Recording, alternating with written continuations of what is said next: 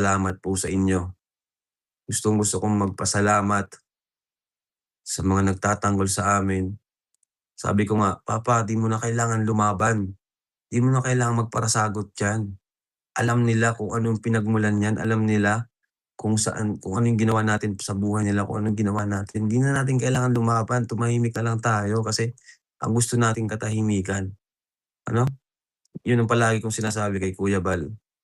Kaya stop na po kami dito 'no, pero kung sila may gusto pa silang ano, ako na po yung kakausap. Ano po, si Kuya Bal, siya po ay nadala lang din kanyang damdamin.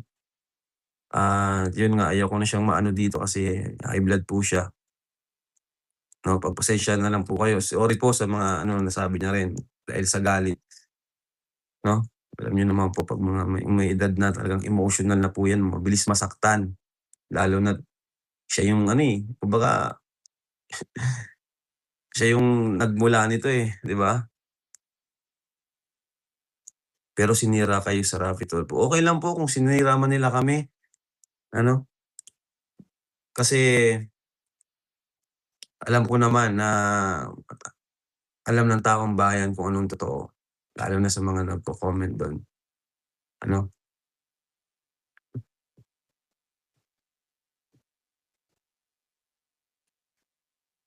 So yun po ano, at isa pa gusto ko ring ilinaw na wala pong babawiing bahay. Yun muntik ko pang makalimutan, 'no. Gusto kong linawin wala po kaming babawiing bahay, wala po ano.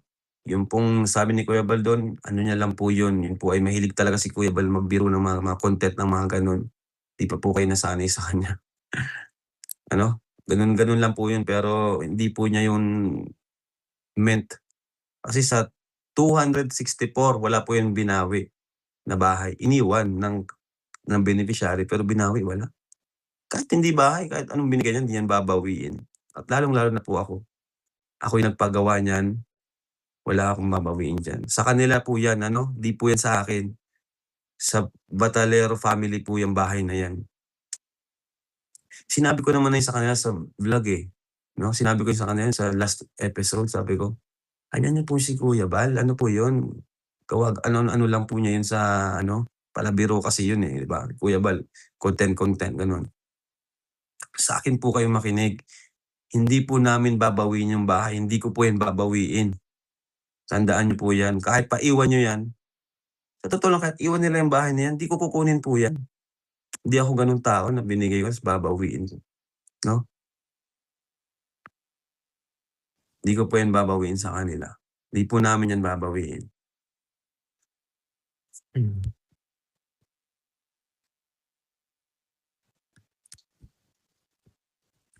About naman sa post ni Erica, naku, kung ako sa'yo Erica, huwag ka ng makisawsaw dito. Kasi alam din naman ng lahat kung bakit ka umalis. Dahil isa ka rin sa mga nawakwak, ano?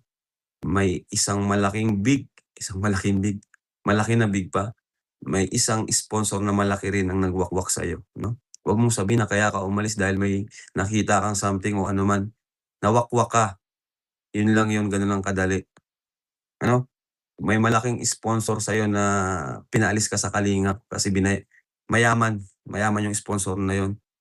Huwag ka ng makisali dito, yun lang masasabi ko, na huwag ka ng makisawsaw. Isa ka rin sa nawakwak. Bakit tingnan mo naman si Joy, si Carla, ano, si Dara, lahat yan dumaan sa pagka-viral, pagkaangat. Ni minsan hindi sila nagpawakwak. Konti lang naman kayong nawakwak, tapos sabihin mo ang dami niyong nakita na kung ano-ano sa Kalingap, mga kung ano-anong ang sinasabi niyo. Konti lang naman kayong nawakwak. Ang bihira naman. Huwag ka ng mag-reason ng kung ano-ano na kunwari ka pang may nakitang kung ano-ano. Nawakwak nga ni, yun lang yun, 'no? Kaya payo ko sa'yo, huwag ka ng makisawsaw dito,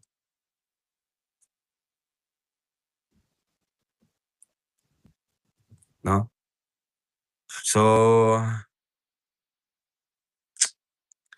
Sa reactors sinabi ko na kanina, yan po ay tinanggal ni Kuya Bal, 'no. So, wala kaming kontrol sa kanila. Sa totoo lang po, mga vlogger, wala kaming kontrol, ano.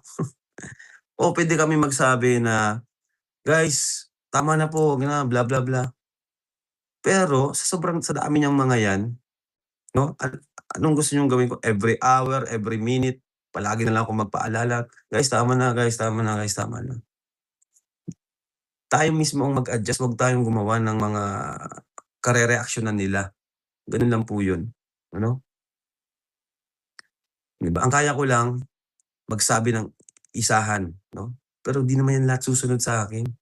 Kasi 'yan kahit channel nila 'yan, wala naman kami ditong kontrata na 'di naman sila sakop sa kumpanya ko, hindi ito formal na kumpanya, 'yan mga vlogger 'yan, 'di ba? Meron ngang mga nakiki-vlog sa'tin na wala na sa kalingap, eh. Meron nakiki-vlog na hindi naman kalingap. Hindi namin kontrolado po yang mga 'yan.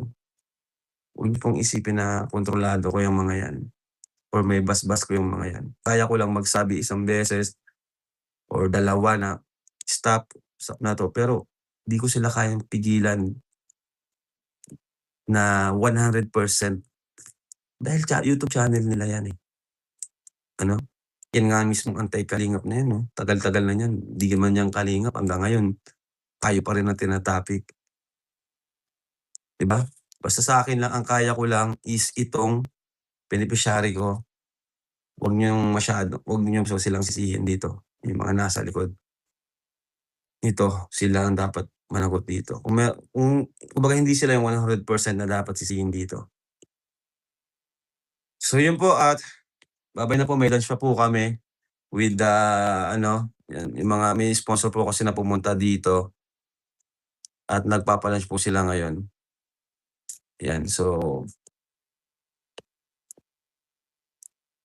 yun may lunch po kami ngayon. So, mamaya po yung kasal i-upload natin. Good vibes po tayo mamaya, ano? Hayaan na po natin 'to. Good vibes po tayo mamaya sa kasal. Maganda po yun, abangan niyo po yan. Kapeso ngayon ka pa nag-comment, 'wag ka na mag-comment dahil traitor ka, ano? Yan ang lagi mong tatandaan kapeso, baliktarin man natin ang mundo, isa kang traidor. Tinuring kitang kaibigan, pinapasok kita sa bahay, pina-live kita dito, pinaupo kita sa sopa, winelcome kita dito, pero anong ginawa mo? Isa kang traidor kapeso. Yan lagi mong tatandaan. Sa mga magiging kaibigan ni kapeso, mag-isip-isip kayo, ano, tatraidorin kayo niyan 'pag wala na yung pakinabang sa inyo. Ayan, pumasok ka pa kasi dito, ayan. Bye-bye, God bless.